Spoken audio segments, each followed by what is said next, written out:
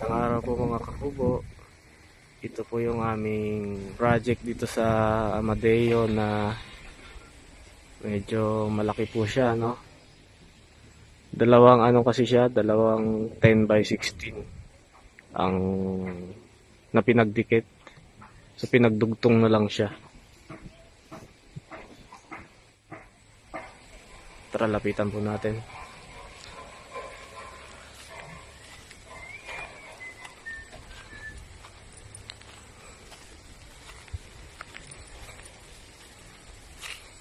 Ayan. Yan po yung gilid.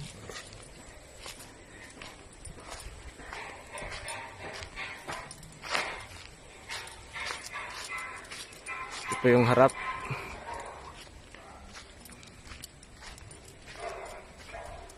Tapos yung kabilang gilid. Bale yung sukat niya po lahat.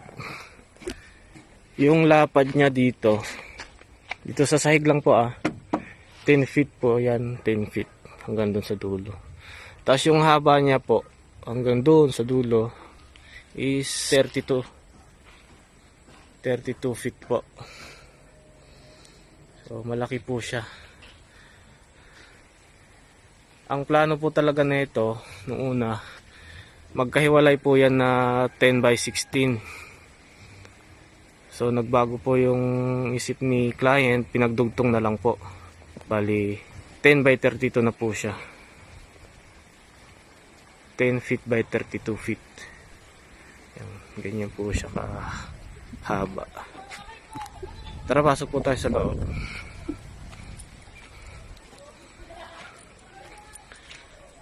Ayan po yung pinto. Meron siyang doorknob.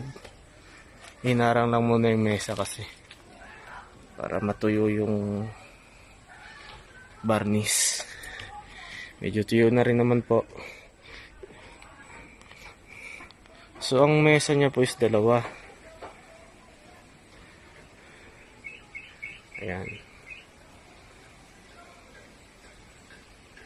Pagpasok po sa pinto, terrace po siya. Terrace. Ayan. Terrace. Ayan. Tapos dito sa likod, meron po siyang pinto para sa CR. Ito pa yung pinto niya para sa CR. Paglabas po dito, ayan po,